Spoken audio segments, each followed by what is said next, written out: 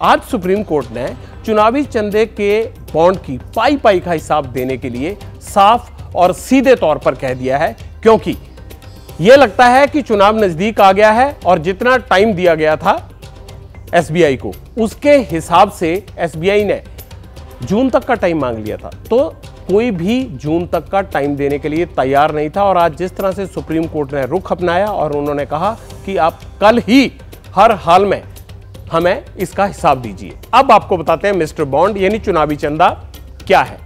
आप कहेंगे अपनी स्वेच्छा या फिर हैसियत के मुताबिक किसी को भी दी गई रकम जो है वो चंदा होता है, जिसके बदले में किसी रिटर्न की उम्मीद ना की जाए। चंदा मतलब दे दिया, किसी को दान कर दिया, मतलब सहयोग राशि है।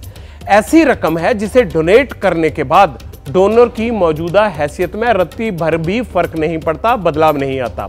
ना आर्थिक तौर पर उसको कोई फर्क पड़ता है और ना ही राजनीतिक तौर पर।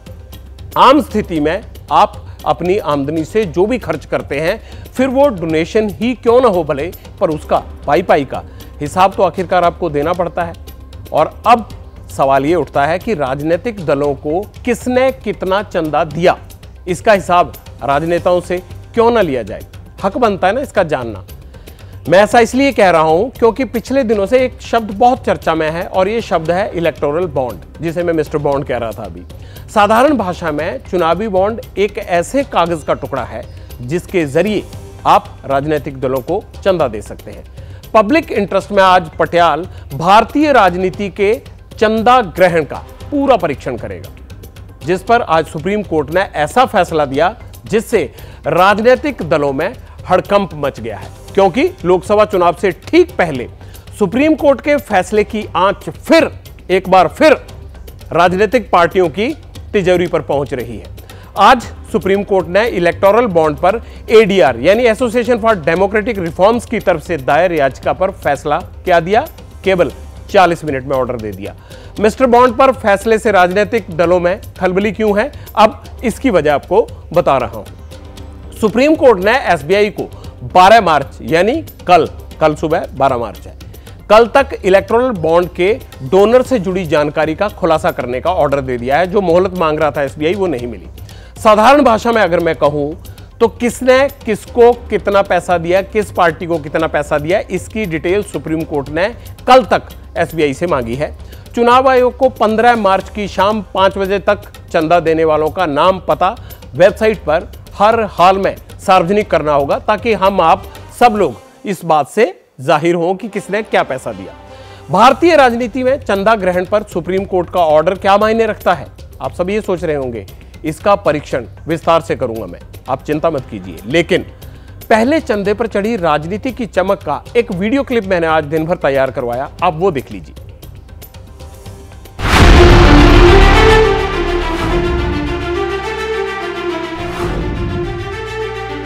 सुप्रीम कोर्ट ने इस मुद्दे की गंभीरता को समझा और कड़े निर्देशों में बैंक के लिए आदेश दिया है कि आप कल तक सारे डॉक्यूमेंट सबमिट करें, और मुझे लगता है कि ये बहुत अच्छा निर्णय है। मैं वेलकम करती हूँ इसका।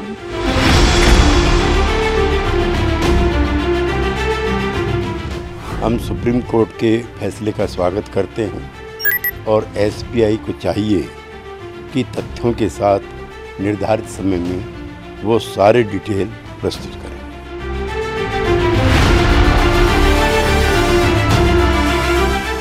आज की जो फैसला ये क्रांतिकारी है। मैं तो ये कह रहा हूं कि देश बच जाएगी अगर सुप्रीम कोर्ट जागते रहे तो। देश के लोकतंत्र के लिए विक्ट्री है, एक एक वोटर के लिए विक्ट्री है। हमारा ये जानने का हक है कि किस कंपनी ने किस पॉलिटिकल पार्टी को कितना पैसा दिया और उसके बदले में उस कंपनी को क्या मिला। पूरा देश ये जानना चाहता है आखिर नरेंद्र मोदी को घबराहट किस बात की है।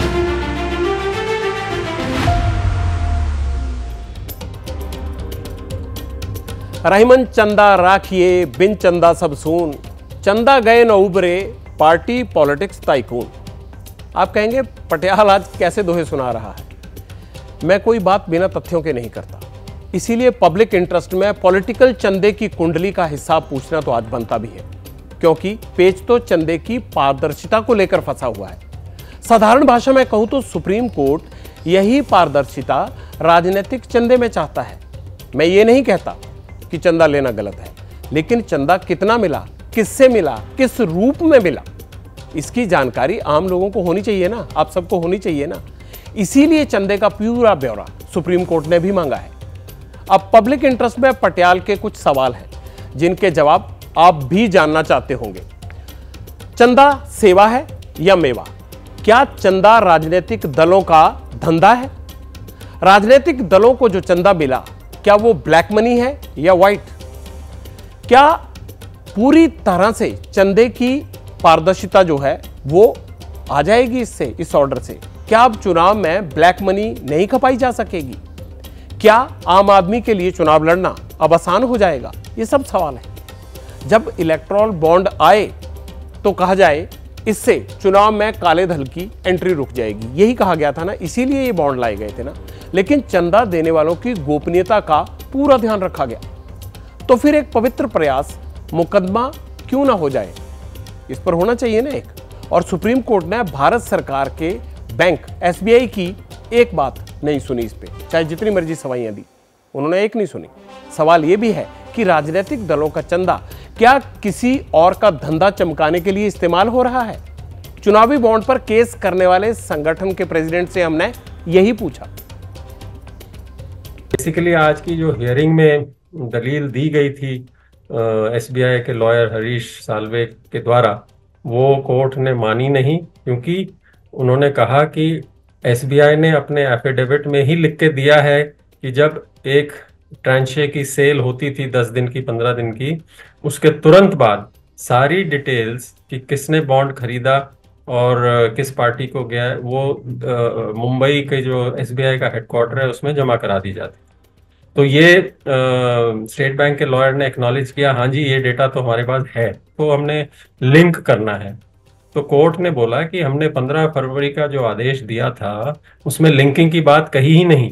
1-2 दिन में पता लग जाएगा कि क्या किस प्रकार से स्टेट बैंक कार्रवाई करता है और वो ये डेटा जमा कराता है कि नहीं।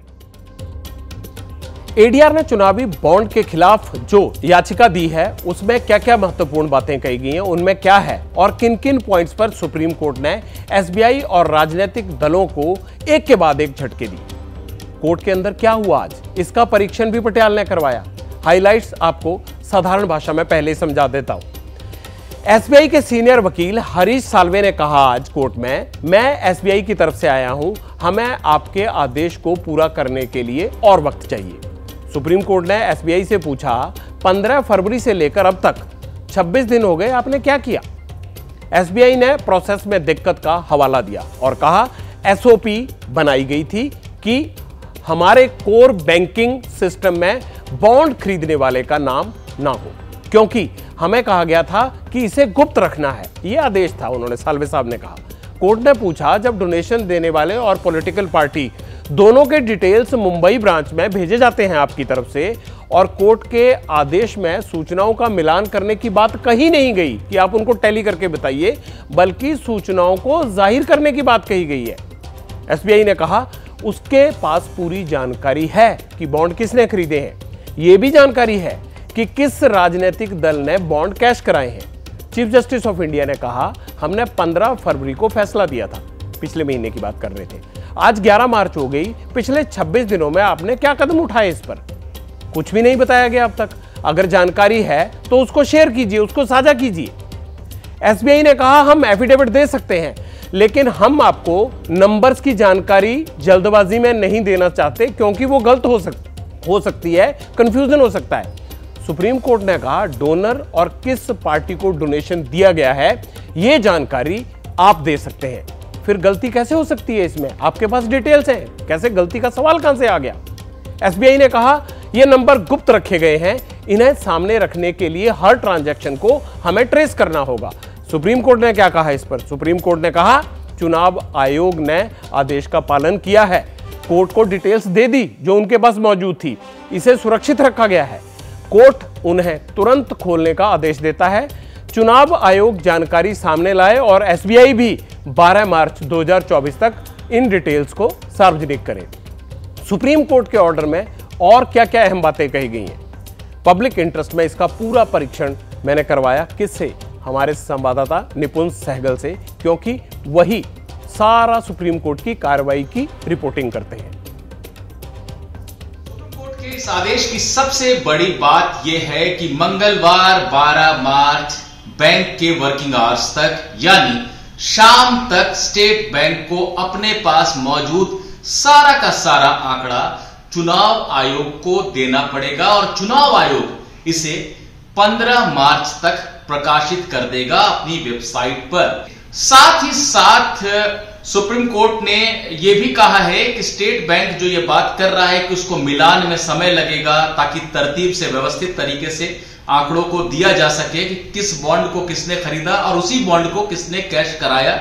यह जानकारी देने के लिए स्टेट बैंक मांग रहा था 3 महीने का समय। सुप्रीम कोर्ट ने कहा यह समय इतना नहीं दिया जा सकता है।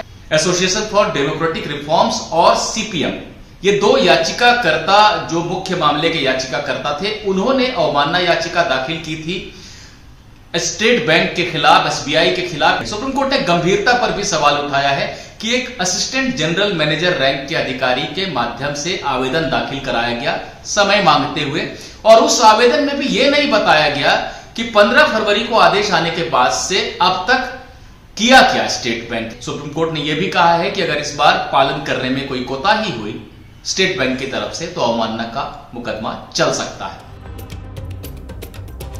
चुनावी चंदा किसने किसको दिया, किस पार्टी को कितना मिला और किस किस से मिला, इसकी देखरेख का जिम्मा एसबीआई का है। उसके पास डेटा भी है, लेकिन बैंक कह रहा है कि हम ये डिटेल 1 बाय 1 कंफर्म नहीं कर सकते, क्योंकि ऐसा करने से गलती की गुंजाइश है। जब एसबीआई के पास डोनर्स की डिटेल्स हैं तो फिर पेच कहां है? इसका परीक्षण भी पटियाल ने किया। साधारण भाषा में आपको भी समझा देता हूं।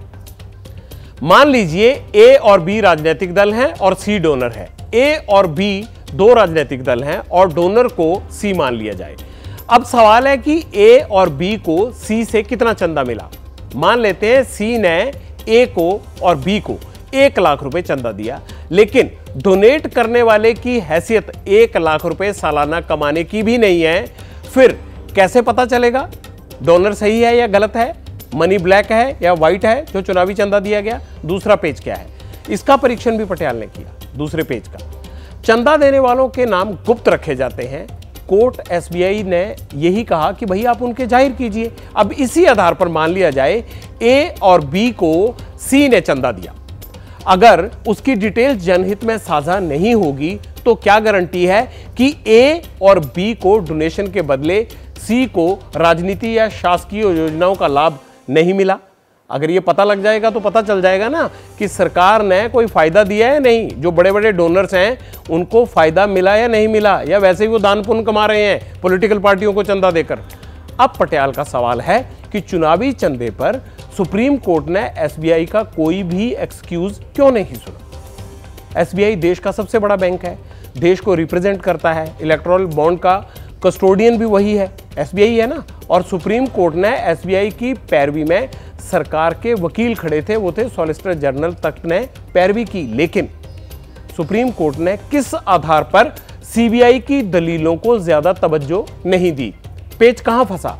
इसके लिए हमने कानून के जानकारों से डिटेल्ड बातचीत की कि मसला क्या है।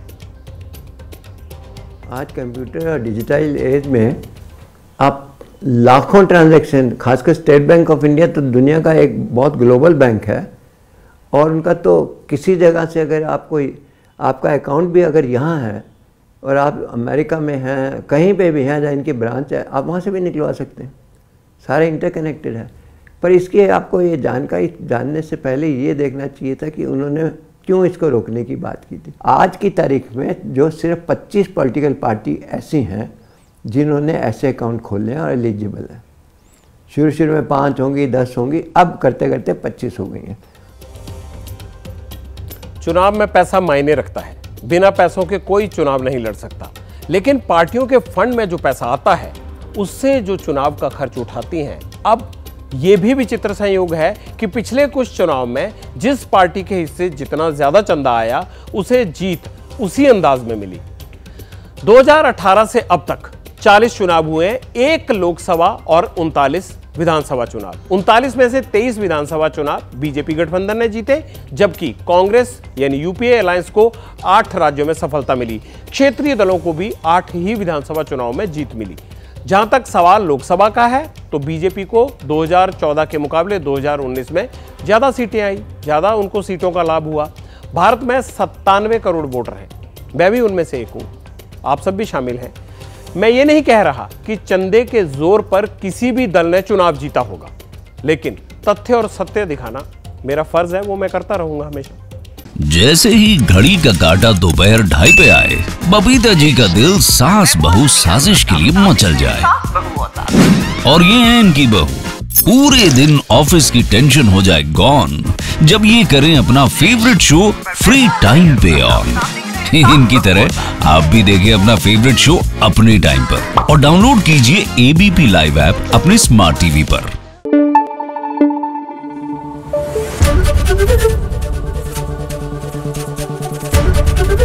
एबीपी न्यूज आपको रखे आगे।